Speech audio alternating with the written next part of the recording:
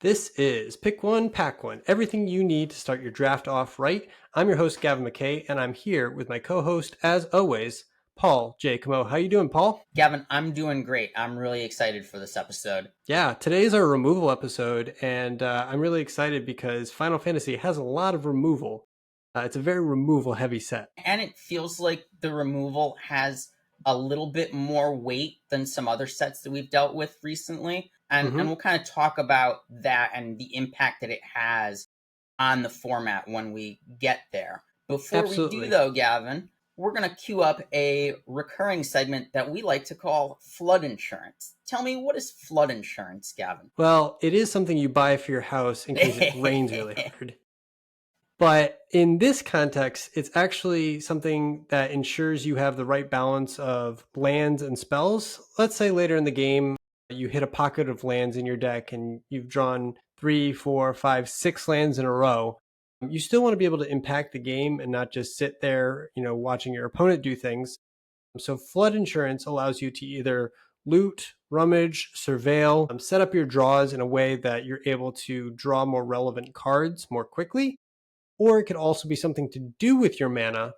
Instead of just, sitting and doing nothing, you can actually impact the board still, even without having to spend any mana on cards from your hand. And you're talking about like a mana sink, something of that nature. Yes, definitely. Mana sinks are something that you can sink your mana into, hence the flood. And you can actually have either a repeatable effect or something else that will continue to benefit you even if you continue to draw lands. Totally. So for this set, where do we start with our mana sinks? Insurance? Where are mana sinks? So one thing that this set has a lot of, is equipment. Equipment is a pretty good mana sink because what you can do is each of these equipments that I have pulled up here typically has an additional effect in addition to the original effect, which is it creates a 1/1 token. Most of these create 1/1 tokens to immediately attach to the equipment.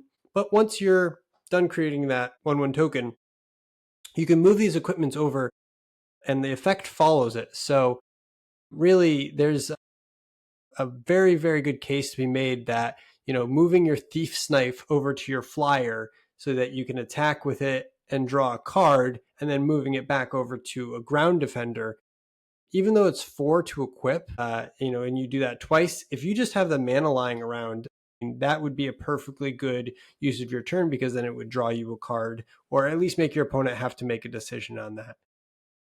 The Samurai's Katana is a pretty solid ability here. It gets +2/+2 and has trample and has haste. That's a pretty good one to attach to any weenie creature, flyer, or even a creature that entered this turn that wouldn't normally be able to attack. This can immediately turn the tide in your favor, and you'd be able to sink some mana into it. Yeah, and for those that aren't aware, Job Select is a new mechanic in the set that appears on a bunch of the equipment in this set, and it basically makes a 1/1 colorless hero token that you attach the equipment to when it enters the battlefield.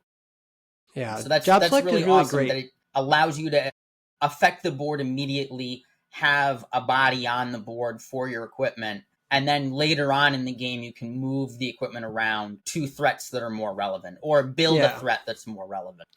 It basically takes away the downside of having equipment because usually when you play equipment, you need to already have something on the board to affect the board. But in this case, they come pre-attached to a hero. My favorite so far of all of these has been probably Machinist's Arsenal. It's won me quite a few games. The +2/+2 for each artifact in any artifact heavy deck. This is easily a 7/7. I've had it even be as large as like an 11/11. Wow. Or 13/13. It's definitely no slouch. And even at the baseline, it's probably a 5/5. Like if you have one other artifact, it's a 5/5. Typically, you're going to see that be very effective. Equipping for 4 for a +4/+4 effect. That's pretty good. Yeah, I'd say that's pretty great. The floor is probably +4/+4. The ceiling is probably much, much higher than that. Oh, yeah. Are there other effects that would help us with this flood insurance, Paul? Yeah, so in addition to mana sinks like equipment, there are several transform cards in the set that have a big mana cost to transform them. And some of these are going to be cards that you're going to be building your deck around because you really want to do the thing. My personal favorite that did really well for me in pre-release was Dion, Bahamut's Dominant. You want to give that one a read? Yeah, so Dion is a legendary creature, human noble knight. It's 3 and a white for a 3/3 that has the ability Dragonfire Dive. During your turn, Dion and other knights you control have flying, and he also has the ability when Dion enters, create a 2/2 white knight creature token. So you're making 4 power and toughness worth of stuff for 4 5 power and mana. toughness. That's 5. Yes, that's how math works. 3 5 plus for 2 4. is 5. Yeah, way Not better. even a double pip either. Yeah, no, 3 and a white, but its activated ability is 4 white tap, exile Dion, then return it to the battlefield transformed under its owner's control, activate as a sorcery, and it transforms into Bahamut, Warden of Light, which is a legendary enchantment creature saga dragon. Say 5/5. that 3 times fast. Its first chapter ability is Wings of Light. Put a +1/+1 counter on each other creature you control. Those creatures gain flying until end of turn. So not that's just knights one anymore. way to end a game. Yep. Is just get a big board, flip this, make the rest of your board have fly, alpha strike your opponent, you're dead, GG. And if doing it once wasn't good enough, well, you can do it twice. Right, because Chapter 3 destroys a permanent. Not just any non-land permanent, a permanent. Yep. So if you get that far, if you haven't already won the game with Chapter 1 or Chapter 2, putting counters on your team and making them fly, with the exception of the dragon, as we discussed, you also have Chapter 3, destroy target permanent, exile Bahamut, and then return it to the battlefield as Dion, and guess make what? It makes another 2/2. Yep. Yeah. Exactly.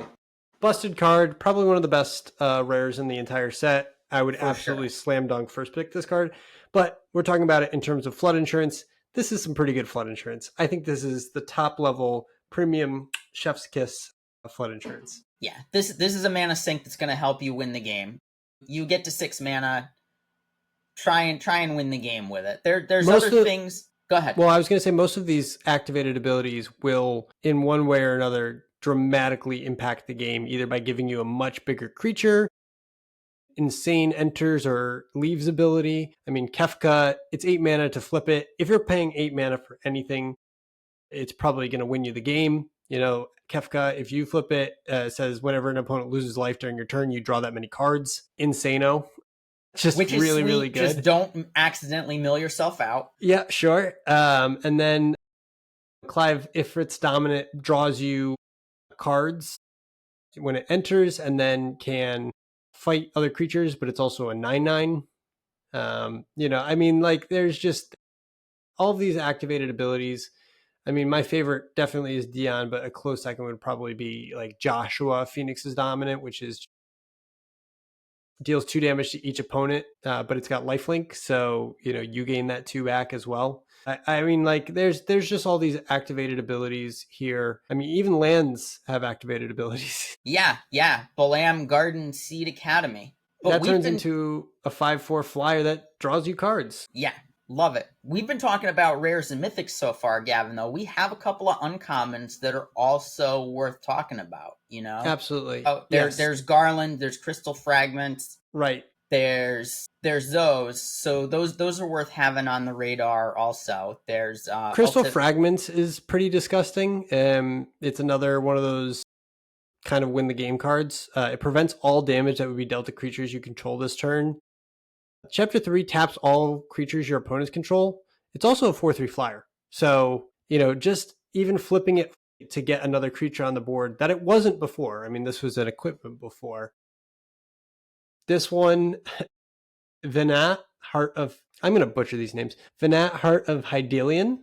That sounds great. This one turns into Hydelian, the Mother Crystal, is indestructible, and at the beginning of combat on your turn, you put a 1/1 counter on another target creature you control until the end of your next turn, it gains indestructible. If that creature is legendary, draw a card. And this is a card that cares about legendaries because whenever you cast one, you get to draw a card. So Really, really great ability. Again, anything that basically says destroy creature, permanent, whatever, is usually pretty good. Yeah, did you want to talk about Garland? I mean, all of these are good. All of these are great cards. Definitely, if not first pickable, definitely in the conversation for mana sinks as one of the best things to do with your mana. And again, anything that you spend 7 or more mana on should definitely impact the game and hopefully win you it. This is a format that is not as slow as Dragonstorm was, in my opinion, but games can still go long. So having a big mana sink that allows you to do something late game is awesome. And all of these, if they don't win you the game on the spot, they're going to go a long way toward winning the game in the next couple of turns. You know, they're I bringing the find game that to a close. I find that a lot of these games come down to haymakers at the end. You know, who can draw their 7 mana, 8 mana impactful card first and then deploy it before their opponent gets a chance to play their own. There's so many legendaries, there's so many good cards that if you're not getting aggroed out with like a Boros deck or something like that, then chances are you're playing towards that late game. Even in colors that are traditionally aggressive, like white and red, you know, like these are still win the game cards, you know. Okay, so the last thing we wanted to talk about for mana sinks was this card, the Kikirin Merchant. I think I said that right. The 3 mana, 2 and a blue for creature beats beast citizen with the activated abilities of 1 and tap it to draw a card, then discard a card. That's going to be your most used ability, most likely. And then for 7 and a tap, you can sacrifice the creature to draw 3 cards. It costs 1 less to activate for each town you control. So this is probably best in the blue-green towns deck that we mentioned in our primer. But it's also 1/4, so very good at blocking and can definitely filter your draws into something more relevant if you're drawing a lot of lands. Yeah, I love a looter in any set, so this is going to be on my radar every draft looking for it. Also, for some reason, I thought that his legs were his hand. I didn't realize he was reaching towards the camera until just now. Yeah, But yeah, those are some very creepy hands. I don't know if I like that. those are some big claws. Big Definitely claws. don't want to mess with it. Yeah, don't shoplift from this merchant for sure. Yeah, no, Okay, so now that we've talked about the flood insurance, I'm glad we finally paid the premiums. for sure. We can definitely move on now to talking about our main topic, which is removal. What do we mean by removal, Paul? So we always have to examine removal in terms of how is it impacting the board. Removal is kind of anything that affects board presence, gives you an advantage. This includes things like hard removal of killing the thing, you know, the traditional lightning bolt, doom blade type effects. Deal 3 damage, make it die, kill it outright, make it die. But it also includes things like bounce spells, stunning or tapping down things, things Mm-hmm. that pacify or make it not be able to attack or block, things of that nature. So there's kind of a scale there of how efficient and good the removal is at doing what it does in terms of impacting the board. But at the end of the day, anything that impacts the board is something that we're talking about when we talk about removal. Right. Yeah. I mean, in the end, you're really trying to get your opponent to 0, get them dead. And so anything that can help you achieve that goal and remove your opponent's threats while increasing your own is going to give a positive mark in our book. We've highlighted 5 of them here, but did you want to first go over the 5, according to 17 lands, the 5 best uncommon removal spells in the format? These are the ones that maybe, I don't want to say you want to pick one, pack one, these removal spells, but these are definitely signs, especially if you see them going later, that maybe these lanes are open and something that you could go into. Yeah, let's talk about these spells, and then I kind of want to have a conversation about where to pick these spells, Mm. because basically all the removal spells that we're going to talk about today, I've been finding myself wanting to pick them earlier and more aggressively than I might do in another set, Mm-hmm. depending on context. So starting out, we're going to look at 5 spells and an honorable mention. These are all cards that lands.com data has shown have very high win rate. Mm-hmm. So the first one that we're going to look at is Choco Comet. This is a red uncommon. It is an X spell. It's X red red sorcery. Choco Comet deals X damage to any target. Create a 2/2 green bird creature token with whenever a land you control enters, this token gets +1/+0 until end of turn. Yeah, that's a very good effect. I mean, it gives you a body, and this can go face. Yeah, So that's I'm the sure this big has thing. This ended is a a lot of fireball games. effect. Fireball effects of any kind are traditionally very good in limited, you know? I mean, the So artwork is immaculate as well. absolutely. I'm a big fan of this one. It's like a T-Rex. It kind of reminds me of Meteor of Destruction, Star of Star of Extinction. Extinction does like 20 damage to each Yes, 20 creature or damage to each something. creature. Yep, Yeah, that's yeah, what I'm thinking totally. of. Star of Yeah. Extinction for This sure. definitely has those vibes. Those vibes, absolutely. So yeah, so Choco Comet, super great. Definitely good at ending games. You can also use it early game to just get yourself a blocker and kill one of your opponents. It's essentially a 2-for-1 on a stick.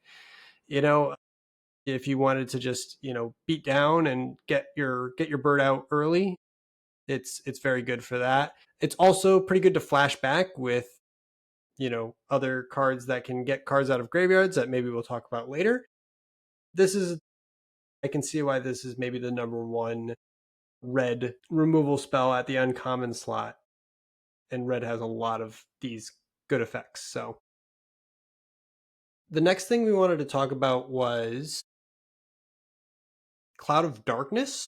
Is that right? No, Hunt Actually, the Mark. before that, side quest Hunt the Mark Yeah, is that's right. higher on the list. Do you want to talk about this card? I'll talk about this one. Absolutely. So side quest Hunt the Mark is 3 and 2 black mana for an enchantment. When this enchantment enters, destroy up to one target creature. And then at the beginning of your end step, if a creature died under an opponent's control this turn, create a treasure token. Then, if you control 3 or more treasure tokens, transform this enchantment. And it turns into a 5/6 Yazamet Ultimate Mark. And Yazamet has a activated ability of 1 and a black. Sacrifice another creature or artifact. Yazamet gains indestructible until end of turn. Tap it. So this is a removal spell on a stick. Instantly kills your opponent's best creature. It also ramps you because if you kill a creature on your turn or that turn, then you get a treasure. Also, at the beginning of your end step, if a creature died and an opponent's control this turn, you create a treasure. So again, just by playing the game, your opponent's creatures are going to die either through blocking or removal. And so it's not too hard to get this up to 3 treasures. There's also other ways in the set to make treasures. So it's not impossible to flip this even the same turn that you play it. Harder, sure, but not impossible. And just adding a 5/6 body to the board pretty late in the game. By the time you have 5 mana, it's mid to late game. This is going to come down and kill anything and give you basically a 2-for-1. Yeah, this is sweet. I like kind of the inevitability that's built into the card. You're gonna see it at some point be a Yeah, creature. It's just a yeah. matter of how much setup you have to go through to get it there. I usually rate these cards about how bad I feel when they play it against me or how good I feel when I play it against somebody else. And every time my opponent plays this against me, I'm like, oh no, this feels so bad. Yeah, I don't get that same feeling as much with Choco Comet because it's just a fireball effect, but this one hurts. I think the one that has that vibe for me most is the next one, which is Cloud of Darkness. Yeah, let's talk about it. Yeah, Cloud of Darkness is a legendary creature avatar. This is one of your Golgari signposts. It's Mm-hmm. 2 black, green, green for a 3/3. It has flying, which is kind of wild for a black green card, and it has an ability, Particle Beam. When Cloud of Darkness enters, target creature an opponent controls gets -X until end of turn, where X is the number of permanent cards in your graveyard. That's awesome. If We've that seen this doesn't effect make your before. Golgari heart beat faster, you're probably dead. I was gonna say I don't remember They Might Be Giants singing about this Cloud of Darkness in their very famous song. Anyway, that's a deep cut for They Might Be Giants fans out there. But yeah, this particle beam, we've seen this effect before. This -X for maybe instants or sorceries or cards in your graveyard, or even, this one just is permanents in your graveyard. Well, obviously, Golgari has a self mill theme or wants to be putting things in the graveyard anyway. I've actually seen this kill a diamond weapon before late enough in the game, because diamond weapon doesn't take combat damage, so you need to find another way to kill it. It's I think a 8 mana 8/8, or no, 9 mana 8/8, but it gets discounted by each permanent card in your graveyards. Very, very good card, hard to kill. This can kill it late enough in the game when you have enough stuff in your graveyard. So this card, it's a flying body. The stats are relevant. It's a 3/3, and it pretty much kills the best thing on your opponent's board most times. Ideally, if you've set it up right. This does have a little bit of setup. It feels bad when you start milling all your non-permanent cards into your bin and not actually making this be relevant. So bear in mind, maybe count what your count is for instants and sorceries in your deck when you're building with this. But it's a body, and it has a removal spell stapled to it, so that's always classic. Good. All right, there's one more thing that we wanted to talk about when it comes to these uncommons, and this is Fatal Push.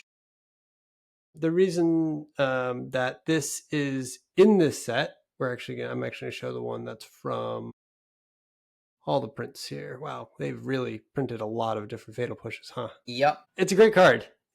I love it. But this one is Battle at the Big Bridge, aka Fatal Push. It says 1 black, instant, destroy target creature if it has mana value 2 or less. And it also has Revolt. It says destroy that creature if it has a mana value 4 or less instead, if a permanent left the battlefield under your control this turn. This is a fantastic removal spell. It basically can kill almost anything. It does require a little bit of setup with permanent leaving the battlefield. But that could be anything. That could be bounce. That could be literally any permanent leaving the battlefield for any reason. It could be a flicker effect, although there aren't any in this. It could be a fetch land. That's why it's super good in a lot of these constructed formats, is because you can fetch and then Fatal Push whatever it is that they have that's more than 2 mana. But really, this is a really good catch-all. This will just 1 mana kill it pretty much anything. It doesn't come up very often because it is a bonus sheet card. This is from the Final Fantasy Through the Ages bonus sheet. Right. But look, I think I see the little, what's his name? Not Heck Dies, the other one, the little bat guy. Yep, that guy there. Yeah. Ahriman, right? Ahriman. Yeah. That's really funny. Sorry. No worries. Related. Yeah, so when we're looking at 17 lands data, this is actually among the top 5 best common and uncommon in quotes here, removal spells. It's just you're not going to see it as often. It's just you're not going to see it as often, yeah. It's a special guest, so there's 63 cards in the special guest slot that you could see, so unlikely that you're going to see this one, but it is, again, still one of the best removal spells that worth taking highly when you do see it. Absolutely. Now let's get to our list, Paul, because our list is what we're here for. We wanted to highlight 5 removal spells, removal in quotes, and some honorable mentions to kind of steer you in the directions of what each color is trying to do, and what, if you're looking at lanes, where you should be taking these cards, and how they perform. In the first thing we wanted to talk about is White Aura Sight. Now, this is my favorite removal effect in the entire format, I think, because it does something that I didn't think I wanted in White. When I first saw this card, I didn't really think that the ability was going to be super relevant. But as time has gone on and I've played this format more, the more I like this effect. Gavin, just from a design standpoint, this is a cool card. And we'll really is. Unpack that, because this is doing something Gavin that we've never seen before. At Wizards of the Coast, you really nailed it on this one. Yeah. So talk to us about this card, and we'll unpack kind of what's neat about it. Absolutely. So this is White Aura Sight. It's 2 and 2 white for a artifact. And it says when this artifact enters, exile target non-land permanent an opponent controls until this artifact leaves the battlefield. And then it has a tap ability of add a white mana. So this is such a cool effect. I didn't realize how powerful a removal spell / ramp spell was. The other thing that's pretty interesting about this card is that it can pay for stuff immediately. So, if you play this on 4 and you have, a 1 mana play like Zach Fair or something like that, you can play it. Or it sets you up the next turn to play a 6 mana spell. Now, why is that relevant? Well, because in this format, a lot of the 6 mana spells are just going to win you the game. Like they're just that good. 6 mana, 7 mana. There's just a lot of options. Ramping in the early game is great. If you can play a 4 mana spell on turn 3 because you have a Gubu Gardener or Precious Wanderings or another ramp spell, that's fantastic. But actually going from 4 mana to 6 mana later on in the game, I think can sometimes be even more impactful. I've actually pulled up a lot of the cards here that are impacted by just having a little bit of extra mana later on in the game. I mean, these get better in multiples as well, because again, you're just adding additional mana. Like there's no cost to it. The other positive benefit of White Auracite is there are so many tokens in this set. There are wizard tokens. There are hero tokens. There are chocobo tokens. Like there's just so many things that you can eat for free and then just have a mana rock left over. It's unbelievable. I think that this removal spell has to be one of my favorite. I mean, look at some of the bombs that you can escalate into. I know Crystal's Chosen, Knights of the Round, these are even more mana. This one's 7, this one's 8, Summon Bahamut is 9, but it still gets you there one turn sooner. So if you're close, if you're getting there, this will just get you even closer. I mean, without the White Auracite as a potential ramp / removal spell, I don't think that you would be able to play the Crystal's Chosen, Knights of the Round, or Bahamut with any sort of regularity. It would be just too hard to get to these mana values before the game is over. Yeah. And positive note, you can still use this mana. It's not like this is a cost reduction for a spell of the color. It's a tap 4 mana of that color. Yep. So you can use this to pay for all kinds of other cards or activated abilities like the mana sinks we were discussing earlier. Absolutely. So, I mean, I know that a lot of these big spells are double pip in another color, but I mean, even just having one extra mana can put you over the top. I mean, I love this card. I think I have first picked it before. I would say if you're seeing it in the first 5 picks, it's a really good sign that white is open and that maybe you should be in that lane. I feel that very strongly. Again, honestly, there's a lot of bombs in the set, so. Yeah, honestly, pack 1, if I see White Auracite, I'm potentially speculatively picking it. Yeah. Because it might be a sign that I just haven't been in the right lane for pack 1 if it shows up in my hand. Yeah, I mean, honestly, there are just so many special guest cards and exceptionally powerful cards that if you see this going second and third, it may not be a sign that white is particularly open. But if you see this in pack 2 and it's going 5 or 6, I mean, jump into white. It's open. Nobody's taking this stuff. There's not that many cards in white that you would take over White Auracite, in my opinion. Yeah, even if it comes to you early, pick 2, 3 of pack 1. It's a reason. It's a good way to. It's a reason to be in white. It's a reason to absolutely put a flag in the ground and say I'm playing white, because it is double white to play it. So you do have to make a commitment to playing white to play it. But it's a great commitment. We're talking about a bunch of bombs and etc. being things that are going to get taken early. Well, 4 mana answer pretty much anything in the format. That's sweet. Sign me up. I mean, honestly, of all the colors, I think white may have, I don't want to say the most powerful bombs. They do have really powerful bombs, but I mean, the Crystal's Chosen, Knights of the Round. We talked about Dion earlier. I mean, these are all like win the game on the spot cards, and Auracite just sets you up so perfectly to ramp into those. So that's White Auracite. If you haven't been on the White Auracite train yet, I highly recommend you take a stop on it, maybe draft and see what it's all about, because it's a great card. It's a really good card. And we've just never seen anything like it before, so it's cool. We've seen O-Ring effects, Oblivion Ring, that's the traditional enchantment, 2 and a white or 1 white, enters the battlefield, exile something until it leaves. Like, this is a new twist on that we haven't seen before, and it's really cool. I'm excited for it just on the novelty. Never mind that it's a great card, which it is a great card.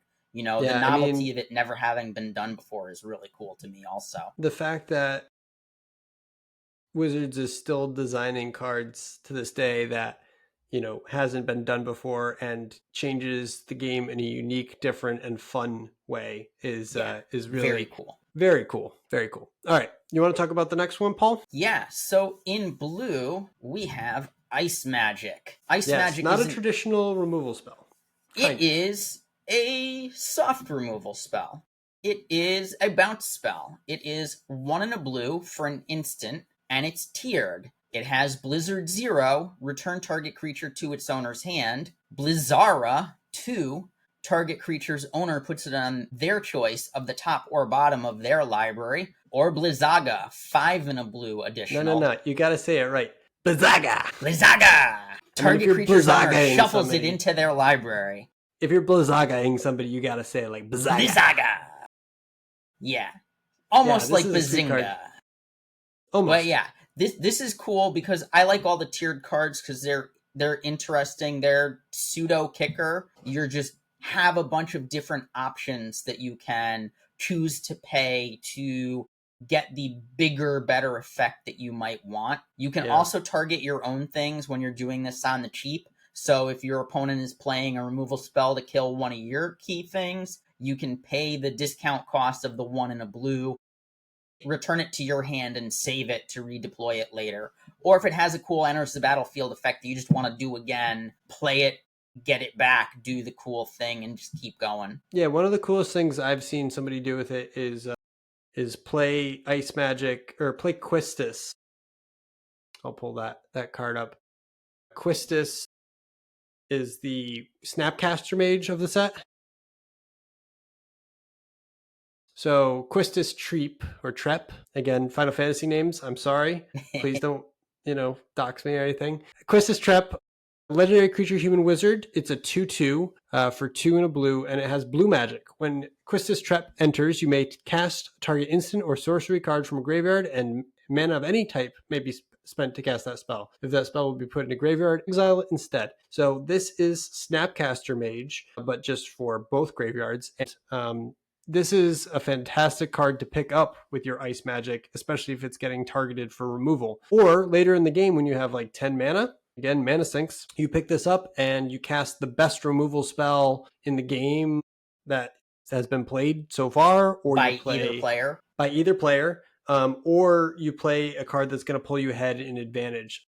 I've seen somebody bounce this and then play Traverse the Overworld, which is the draw 4 after bouncing it and drawing 4 cards after their opponent, was able to do so. So it caught them up just like that.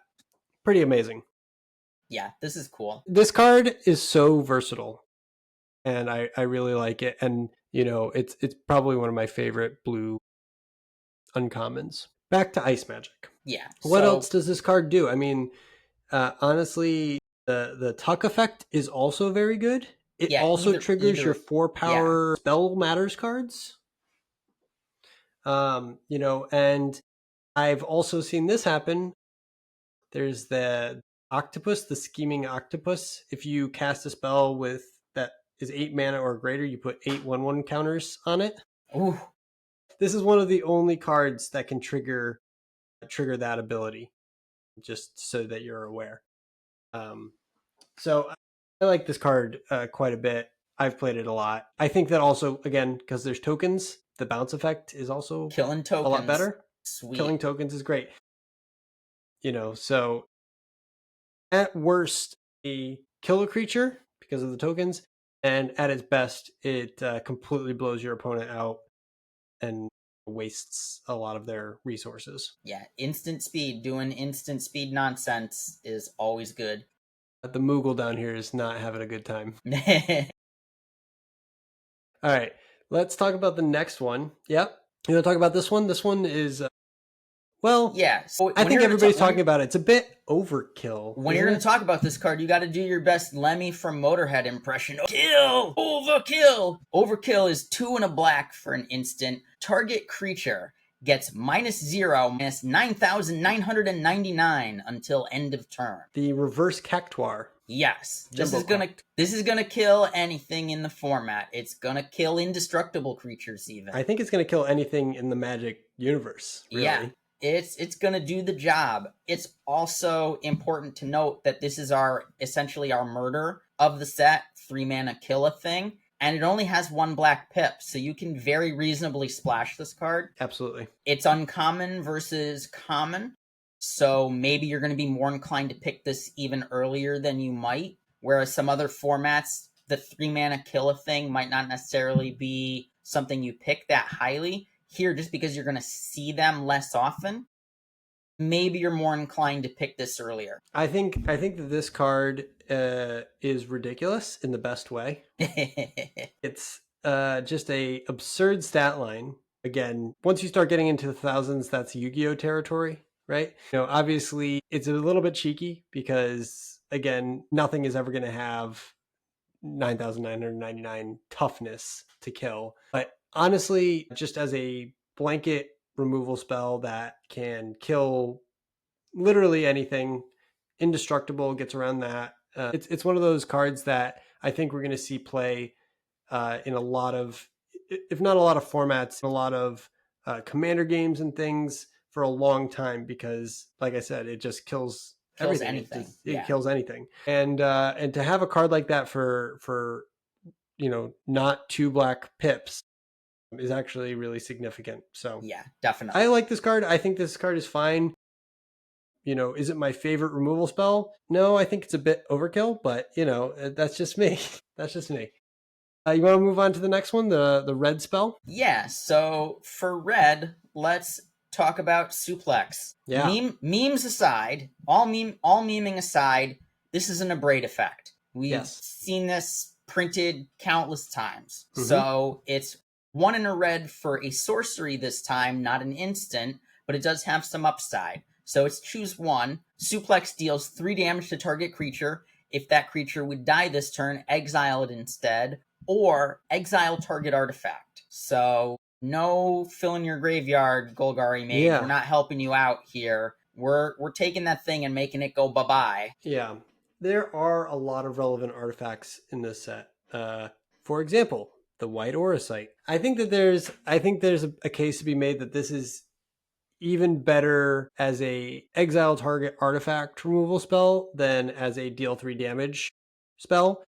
Just because there are so many good artifacts, there's all of the job select equipment, and you could just kill the token and then they have to pay the equip costs, or you could solve your problem permanently, leave them with a 1/1 and exile the equipment.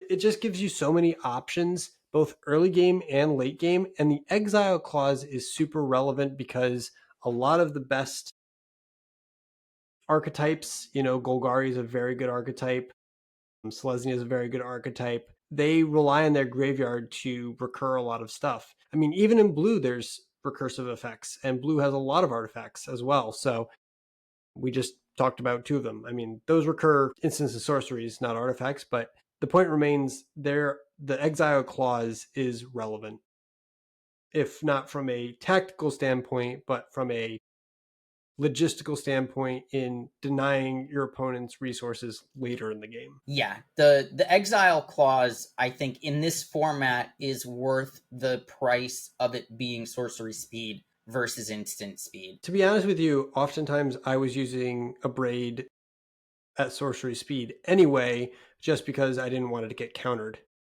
Fair. If you're letting your blue opponent untap with mana, there's a chance that they could have some instant speed interaction. And in this set, they would have like maybe a syncopate or something like that could stop you. So the fact that it's a sorcery speed interaction doesn't bother me too much. I do really like this effect a lot. You should take Suplex pretty highly. I'd probably run as many as 3 or 4 of them in my deck. Yeah, I would run as many of them as I could draft for sure. All right. So we're coming towards the end here. We saved the best for last, minus the honorable mention. We're going to toot our own horns a little bit on this one, I think, because I think we called this. I don't know that we called it. Chocobo Kick is not that high on win rate lists, but it's still doing good enough that I would When we were say talking, have it on your radar. when we were talking about it earlier, when we said if a card makes you feel a certain way when you either have it played against you or you play it yourself, Chocobo Kick is one of those cards that kind of, for me, always feels really good to play and Yes.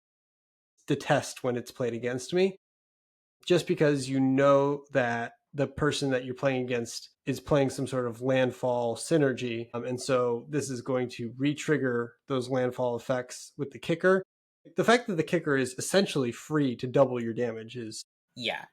just lights out. I mean, you're really not losing that much, especially if you're playing this later in the game. You're not losing that much with that lack of land versus dealing the double damage that you need to kill a larger creature when you have smaller chocobos on the field. And if you're playing this early in the game, you're trying to close out the game and get them dead. So that tempo setback that you're giving yourself of pulling back the land Mm-hmm. is worth the price to pay if you're getting that much closer to getting them dead that much quicker by taking out that key blocker that they were relying on. There's also one more synergy that was pointed out to me very recently that I didn't even consider, which is the adventure lands.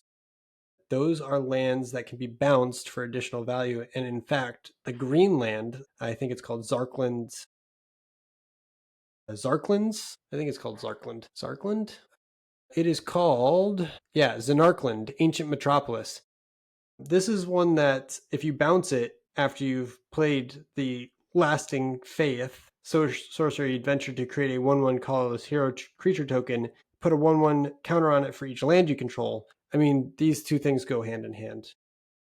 You can play the Zanarkland, you can kick something, the Chocobo, Chocobo kick it, bounce your Zanarkland and play another, say 8/8. Like, that's crazy. Yeah, That's that's insane. that's pretty sweet. That's fantastic. I mean, that's Magical Christmas Land a little bit, but it's not too far fetched to say that you would even bounce like another type of land, like, say, for example, this land that gains you life. Right here, Adventurers Inn. Or after you've done the Clive's Hideaway thing. Resetting the hideaway There's a would be few, sweet. Yeah, yeah, there's a few there's lots of utility stuff to lands. do. Yeah, You could even bounce your capital city and cycle it yeah, if when you no you're longer need the looking. fixing for sure. I mean, I really like this card. I think we rightly called it out. I mean, it seems like these effects, these punch effects in green, always seem to have a pretty high game in hand win rate and also are just good on their own. They punch above their weight, we could say. You sure do. Or They kick. kick in They this kick above case. the. Yeah. But, the thing is, this is really green's only, I don't want to say good removal spell. There isn't too much else in green that you really have to be worried about. So if your opponent's playing green, you can just watch out for this kick as much as you can. But again, it'll feel bad when it's played against you. It just does. Okay, so those are the 5 kind of pillars of the removal suite. And we did have one honorable mention, which is colorless. Do you want to talk about this one, Paul? Yeah, so this is Lionheart. This is an artifact equipment. It costs 4, and when it enters, it deals 2 damage to any target. And then it leaves behind an equipment. Equipped creature gets +2/+1, and it has an equip of 2. So it's pretty cheap for getting your equip cost. And Yes. a colorless way to shock things is also pretty sweet. And it's Yeah. also no 2 damage to any target. So 4 mana kill you is Mm-hmm. also on the table. Sure is. I'm high on this card. I like it. I think this card is great because it can remove blockers. It can go face if you need it to. The equip cost, I think, is like one of uh, the lowest in the set because most of these equip costs for the job select cards are like 3, 4, or more, as high as 6. So anything that equips for 2 or 1 is generally, well, the ones that equip for 1 aren't that good, but the 2 mana and 3 mana equip costs are probably the little sweet spot here. This one gives a very good rate, +2/+1 for the 2 mana. And, obviously having a burn, a shock stapled onto it helps it really push it over the top. Yeah, Now, the is it four a mana first up pickable front. card? No, the 4 mana up front makes it a little bit rough compared to the job select cards. You get the Yeah. job select card down and it makes a body immediately, so it's relevant immediately. Mm-hmm. Whereas this is going to be a little bit more slow setup to be relevant, but it's really good on flyers. It's really good on cards that can become unblockable, like Sagahin. yeah. I think that's how you say it. Sahagan, David Lindhagen. Haagen-Dazs, what? Hagendas? Yeah. No. But anything that can basically get in, this is going to scale very well. It's also extremely good on the exploding bomb card because the bomb only cares about blazing bomb.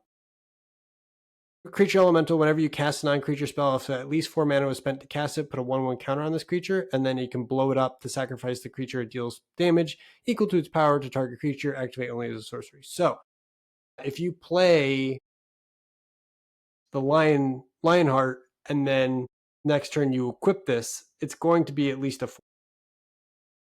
for blowing up purposes. That's no slouch. Essentially, it's 6 damage for 4-ish, 6 mana. 6 damage for 6 mana. I Fair mean, rate. any equipment is pretty good with this Blazing Bomb because it can pump the power. It only cares about the power of the creature. I'm not saying Blazing Bomb is a bomb, but it is good circumstantially, and in the right decks. It can do a lot of work for sure. Totally. Okay, now that we've talked about the removal, is there anything that you wanted to talk about in terms of removal to maybe avoid? So we've talked about spot removal so far. 1-for-1, kill a thing, get a side benefit of some kind potentially. Almost every format we like to look at, what is the wrath of the format? Why, the wheres and whys of playing wraths. Typically, if you see a wrath, you play a wrath. It's what you want to do. In this set, there's 2 that we want to call out, and one of them is pretty sweet, and one of them is a little less so. Gavin, you had some really good stuff to say about Ultima. Talk to me about why I should not be putting Ultima in my draft deck. So Ultima is it's a cool card. I just want to say that up front. It's not a bad card. It's not a card that we say never play. It's not a card that we want to, caution you from ever taking. It's not the best card in In the this color. set we've found. Yeah, it's interesting because this is a 5 mana spell. It's 3 and 2 white for a sorcery. And it says destroy all artifacts and creatures. End the turn. Now, that end the turn clause is very important because that means damage triggers don't happen. That means everything basically on the stack gets exiled. I mean, if you read the text, the reminder text, it says exile all spells and abilities from the stack, including this card. So it exiles itself. The player whose turn it is discards down to their maximum hand size. Damage wears off, and this turn and until end of turn effects end. So this basically cuts the turn off completely and exiles itself. It's done. It does destroy all artifacts and creatures, which is great. Usually, wrath effects like this only destroy creatures. So all of your opponent's artifacts would still be remaining, but this will even get rid of those. Things like the white aura site, everything like that would be destroyed. Now, therein is the problem that you've also called attention to, which is the fact that's that right. our white aura sites in our deck are going to go bye-bye, and then our opponent's going to get back all of the sweet stuff that we have sent into oblivion. Yeah, I'm actually not sure about that because I think the turn ends, and I don't think that the enters triggers will actually happen. Well, it's not an enters leaves trigger. I believe it's an if this is no longer on the battlefield, this comes back. But the turn If is you ended. if you look at white site. Okay, yep. So Okay, that makes sense. soon as the next turn starts, the right. thing is going to return to the battlefield. That's right. So I mean, the long and the short of it is this hurts you almost as much as it hurts your opponent, especially because they're going to have the first crack at reestablishing a board presence. It's one of those things where Usually when you play board wipe, you can have some sort of follow-up or plan afterwards, but this kind of doesn't do that. You almost have to be exceptionally behind for this to make an impactful difference. And by that point, your opponent's so dominating, they won't need to develop to the board and can kind of play around your board wipe.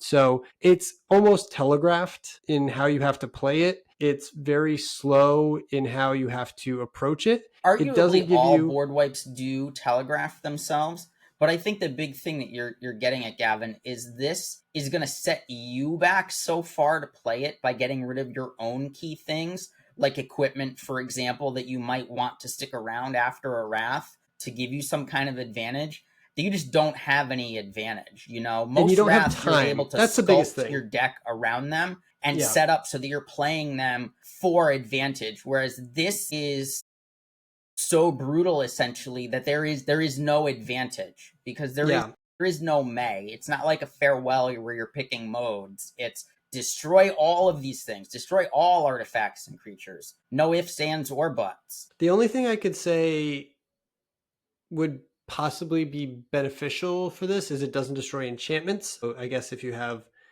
a few enchantments lying around, I guess green has, a few of those. But most of the enchantments in the set are creatures anyway. Yeah, so they're still gonna Uh, get got. they're still going to get got. I just think that this card may not have been designed for limited. This may have been designed for another format, maybe like Commander, where you can give your spells flash, possibly your sorcery spells flash. There's no way for you to give sorcery spells flash in this set, but this as an instant would be extremely powerful because you can do it more on your terms. You can do it on, during your opponent's turn when they're comboing off or something like that. You can control a lot more when this happens, whereas opposed to in this format, it's really only in very few situations. The other key point that I want to just point out is white has a ton of like effects that not only care about artifacts but care about creatures. They create a lot of creatures in white, tokens and otherwise. You're trying to go wide with the 1 mana, 1/1 that can tutor up other copies of itself. You're trying to get a lot of job select equipment on the board. I mean, Dion himself, the guy we talked about earlier, makes another creature when he enters. The go wide strategy in white is definitely real. And if you're running a board wipe into your own strategy, Yeah, that's it's a really, really small use case scenario, like break glass in case of emergency. I just don't see it. no. I agree. In constructed, in Commander or something, this is going to be really powerful where you're building your deck with it in mind. But in limited, I just don't. In this set in particular, I just don't think there's enough oomph for it to hit to hurt your opponent as bad as it hurts you. You're going to be in many cases hurting yourself worse than you're hurting your opponent, given the potential of the board state. I mean, don't get me wrong, it's a wicked cool card. A wrath is a wrath. Sometimes you It's do really need a cool, wrath. the fact that it hits artifacts, but yeah, I wouldn't take this card extremely highly, if at all. I mean, sometimes I wouldn't even play this in my deck at all if I had it in my board. Yeah, if I've got Dion in Okay, my deck, I'm playing Dion. I'm not playing you this card at sure are. all, you know? Absolutely. If we were going to go with a Wrath, though, there is one other that we like a little bit better, and that is Fire Magic. You want to Yeah. give this one a read, Paul? Yeah, so this is what you would typically expect to see in a pyroclasmy effect. This one scales, it has tiered, and it's an instant, which is sweet. So That is awesome. fire magic is 1 red. The fire is 0 extra. It deals 1 damage to each creature. Thera is 2 and a red. It deals 2 damage to each creature. Fyra. Or Firaga.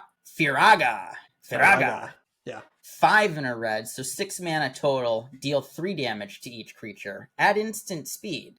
At instant speed, yes. So the thing that I like about this card over, say, Ultima is that one little phrase, which is instant.